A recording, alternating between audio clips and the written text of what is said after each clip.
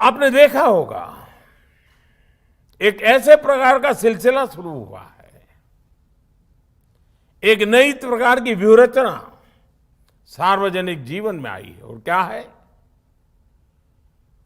आज गलत नैरेटिव बनाए जाते हैं। कभी सीए को लेकर, कभी कृषि कानूनों को लेकर, कभी लेबर लॉ को लेकर। बीजेपी के प्रत्येक कार्यकर्ता को समझना होगा कि इसके पीछे सोची समझी राजनीति है। ये एक बहुत बड़ा षड्यंत्र है। इसका मतलब है देश में राजनीतिक अस्थिरता पैदा करना। इसलिए देश में तरह तरह की अफवाहें फैलाई जाती हैं, भ्रम फैलाए जाते हैं, झूठ फैलाया जाता है, काल्पनिक भय की मायाजाल खड़ी कर दी जाती है। कभी कहा जाता है कि संविधान बदल दिया जाएगा, कभी कहा जाता है आरक्षण समाप्त कर दिया जाएगा, कभी कहा जाता है नागरिकता छीन ली जाएगी, कभी कहा जाता है किसानों की जमीन छीन ली जाएगी। ये सब कोरे झूठ होते हैं, लेकिन कुछ लोगों और संगठनों द्वारा इन्हें तेजी से फैलाया जाता है।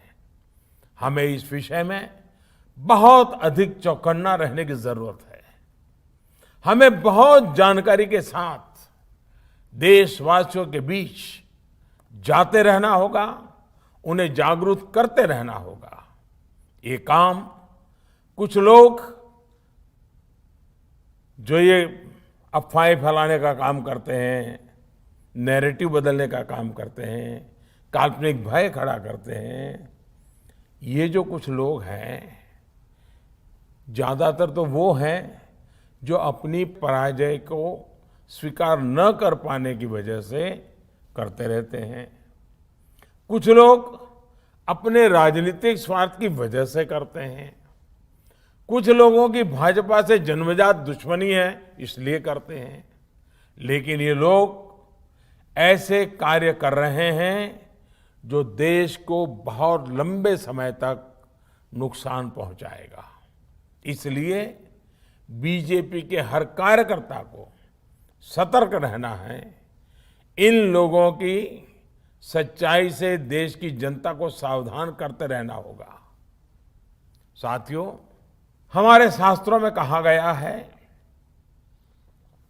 भवन्ति नम्राः तरव फल उद्यमय।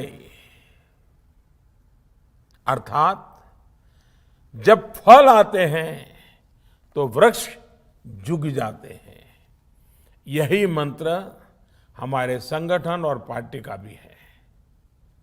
हमें सत्ता सफलता के साथ और नम्र होते रहना है, और नम्र होना है, और सरल होना है।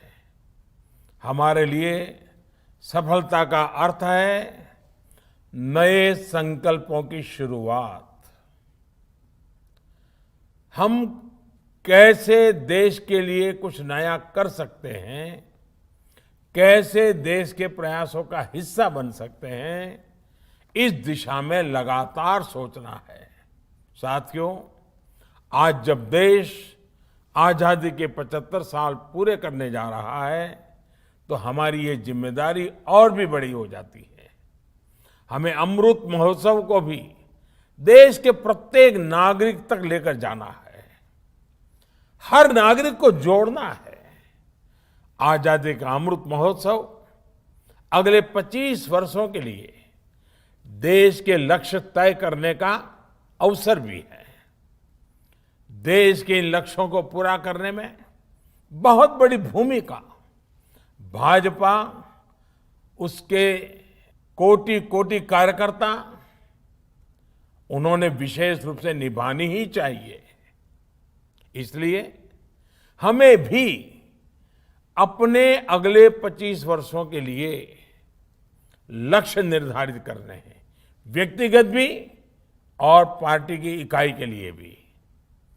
हमारी पार्टी के भविष्य को, इन लक्ष्यों को पूरा करने की बड़ी जिम्मेदारी हमारे युवा कार्यकर्ताओं पर होगी।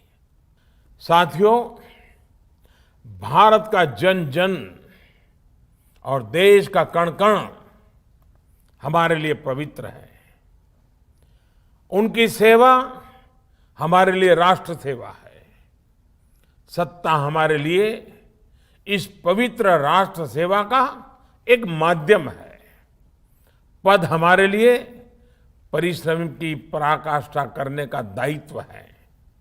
और हमारे लिए भाजपा कार्यकर्ता होना सिर्फ 2 शब्द नहीं है, ये हमारा जीवन मंत्र है।